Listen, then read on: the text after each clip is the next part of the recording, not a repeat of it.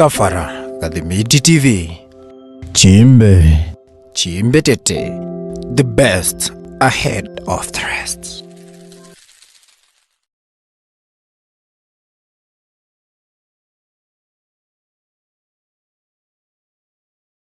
Bad as compared to the rest of them. He's as bad as Ruto is. He's as bad as the MPs and the CSS are. Because if he's tribal, they are tribal as well. If he's corrupt, they are corrupt as well. So Gachagua is not the entire problem of the Kenyan government. If you take out Gachagua, corruption will still exist. If you take out Gachagua, tribalism will still exist. If you take out Gachagua, the Adani deal will still exist. Negotiated for by this government. And they know that the Adani deal is total democracy. They know that. They know the Kenyans are against it, but they want to push it because they already have a way of benefiting from that deal. Gachagua is not Adani. And even if he goes home today, that Adani deal will still go on. Adani itachukua the Mombasa port, Adani itachukua the Jomo Kenyatta International Airport, Adani itachukua KPLC na Kenyan, so wako na Ketraco. They will take all of the state agencies' energy. And this will happen because you have a government that is interested in auctioning this country. Not Gachagua, the entire government. Because Gachagua did not sign the Ketraco deal. Opiyo Wandayi did. Opiyo Wandayi is coming from ODM. And here we thought ODM was the messiah and the solution to the Kenyan leadership problem. Kumbe ODM was just another Kenya Kwanza government. Ni opportunity hawako wamepata. When they got the chance, they are behaving the same as the government. ODM is the ones spearheading the takeover of this country, the takeover of our airports, of the Mombasa port, of the energy sector is being spearheaded by ODM. One-on-one. The cabinet secretary for treasury is the one orchestrating and planning all this. He is signing these deals and giving a go-ahead to the government to take over this sector, that other sector, that other sector. Opiyo Wandayi is coming from ODM. We thought he would be clean, but he is not.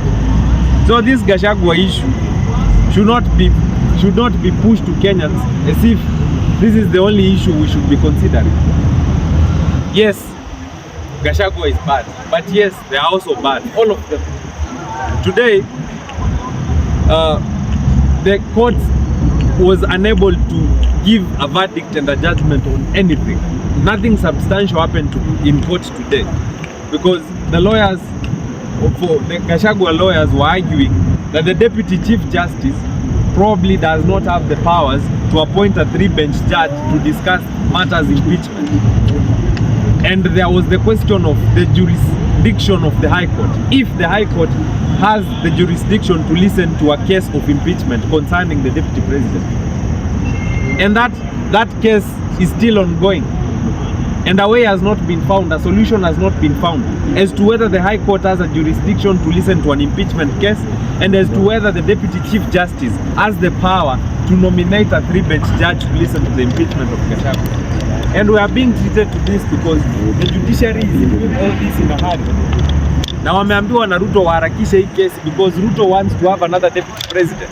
If possible, Ruto wants to have another deputy president tomorrow morning. You saw how the National Assembly was so expeditious and fastidious to give to us another deputy president without wasting time. Gachagua was impeached around 11:30 p.m. in the night. The following morning, around 9 a.m., the president had announced the nomination of another deputy president. Why the hurry? Why the hurry? I'm not here to sanitize Gachagua, but I'm asking myself, if going forward, this is the precedence we are setting, that the National Assembly and Parliament will be taken over by the executive to do its bidding, the same as the judiciary. Is this the country we want? Because after Gachagua, they will go for someone else. And they may possibly decide to go for us Kenyans. You already know about the term limit that is in the offing. They are discussing increasing their term limits from 5 years to 7 years. If we celebrate the ousting of Gachagua maliciously, without according him a fair hearing, next it will be us. Next, it will be us. They will start eating us. And you've already seen your parliamentarians have all the motivation to eat up our space. They have all the motivation to eat up into the Kenyan resources. They have all the motivation to punish us as Kenyans. Tell me how an MP brings to parliament a bill to criminalize and to make it so expensive to farm horticultural crops. How an MP brings to parliament a bill that makes it so hard to cultivate magbeans, dengue. Tell me how an MP in our census or his census brings to parliament a bill that is so punitive on livestock and agriculture in this country, because it is not the first time and it will not be the last time. They have every motivation to finish us. If we clap and if we acclaim them as they deal with Gachagua viciously, as you've seen, next it will be us Kenyans. They will pass anything they want. They will push to us any agenda and every agenda that they think will serve the Western powers and the government at the expense of us, just because they've been bribed with some few millions of shillings. And I'm telling you, the kind of motivation we've seen in parliament is a motivation that is motivated by a brown envelope. Hao wabunge hawajai kuwa na hiyo motivation. They've never sat down in the wee hours in the night hours to discuss shift, to discuss SHA, to discuss the new funding model. They've never sat for long hours to discuss anything that is important to Kenyans, but they have enough time to the night to discuss the impeachment of one man, Gachagua. I am not sympathizing with Gachagua, but I'm being objective here. Next, who is next? Next is us, we Kenyans. We will be their next culprit. We will be put on that table, we will be chopped into pieces, and they will feed us off. So we have to be vigilant on these things. And on Kithure Kindiki, this Kithure Kindiki is the same guy who murdered us on the streets. I am a Gen Z, so when I say murdered us, I imply and mean that Kindiki, as the CS of Interior, was in charge of the entire security operation during the month of June and July. He ordered the police to finish us, to abduct us, to arrest us, and to kill us. To this day, we've not gotten restitution for the lives we lost. We've not gotten anything substantial from IPOA. We reported those cases of police misusing their power. We've reported police brutality. We've reported abductions and extrajudicial killings. Nothing happened. And I don't think anything is going to happen. In this country, anything that is sensitive to the common mwananchi is never taken seriously. But they will take anything serious that touches, that is being pushed by the executive. But things that are important to us, for example, getting a closure on the police officers who misused power in June and July, is not important to the executive. It is not important to them. That is why they have no motivation to give to us those answers. They have no motivation to take those officers to court. They have no motivation to reach out to those families who lost their loved ones. They have, and you saw the other day on this past Sunday, they denied us access and entry to Uhuru Park. They do not want us to order memorial for the youth we lost and for the Gen Zs who lost their lives and who found themselves in between the police and the GSU. They do not want us to remember those youths. They do not want us to celebrate those youths. But to this day, we celebrate Mau Mau.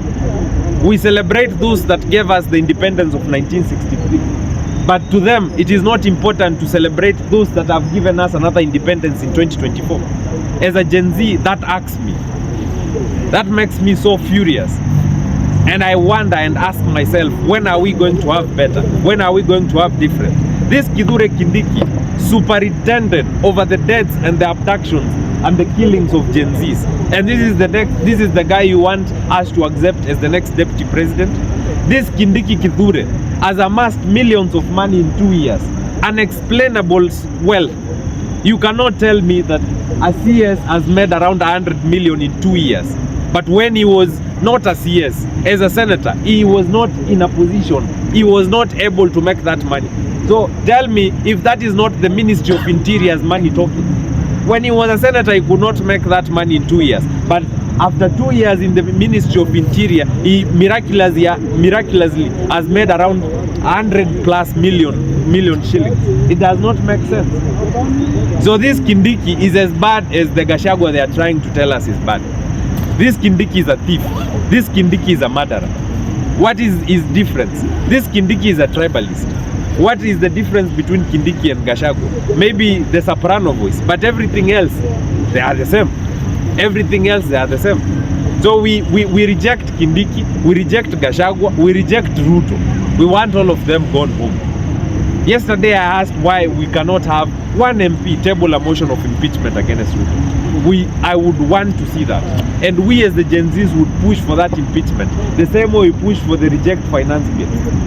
And we have negated that bill till Parliament rescinded that decision and decided to reject that finance bill. The same way we are going to push for impeach Ruto till he goes home. He either goes home by impeachment or resignation, but he must go home. And it will not be in 2027. Anybody telling you that you should wait till 2027 to remove Ruto from power is deceiving you. He already knows the plans these people have of rigging elections. We've never taken out a president successfully out of the ballot. Kibaki lost in 2007, he still became president. Uhuru Kenyatta lost in 2017, he still became president. Who is lying to you that Ruto, even after losing in 2027, will relinquish power to another person? Who is lying to you? We have to defeat Ruto before 2027. That must happen, should happen, will happen. And my final remark is on a constitutional problem we have and a constitutional weakness we have that the government has been exploiting. And I will refer to my phone. There's a constitutional clause on public procurement and disposal. It is called the Public Procurement and Disposal Act of 2007. And this is what the current government has been using to steal from us. It is on the Daily Nation. I'm not sure which page this is, but the title is How Treasuries are Betting Shilling 437 billion Adani Group Deals. This is what happens. This is what has been happening. Sorry.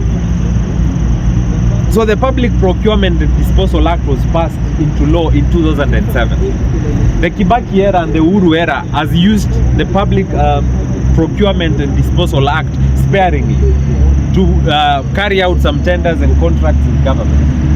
But this government has discovered that this is a loophole they can use to steal from us constitutionally. I have heard guys ask, kwa nini hakuna public participation ya Ketrako na the Adani deals? I want to tell you why there is no public participation for the Adani deals, and there will not be one. There won't be one. There will not be a public participation for the Adani deals. And this is the reason. So, under section 111A, there lies the specially permitted procurement procedure model, SPPP. This is what Ruto and this government has been using to steal from us. And here it reads, the SPPP allows government institutions to engage private sector players for contracts without having to make public the decision. So they are not going to tell you what they are discussing with Adani in thoroughness.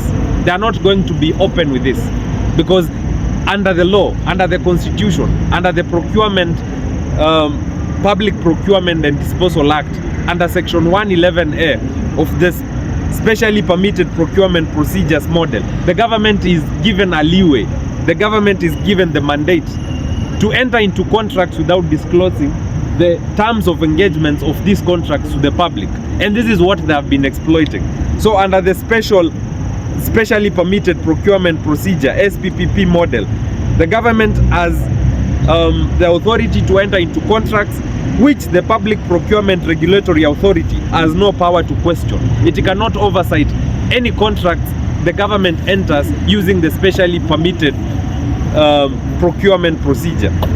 And using this, the Treasury is going to enter into government contracts and set the rules of engagement as it seems fit. And that is why I told you that this ODM is not our savior. Today, the CS Treasury is an ODM guy. Whether he resigned from that party or he did not resign is immaterial. We all know him. We all know he's an ODM member. Whether he resigned or not, we know he made his name through ODM, and he will possibly resign after his CS tenure and go back to ODM. This guy is aiding the government to steal from us using the specially permitted procurement model. And they are going to enter into contracts, numerous contracts, that we will not be able to question as the public. And the Procurement Regulatory Authority will not question these deals because they are permitted under the Constitution, under the Public Procurement and Disposal Act of 2007. So this government is going to auction this airport.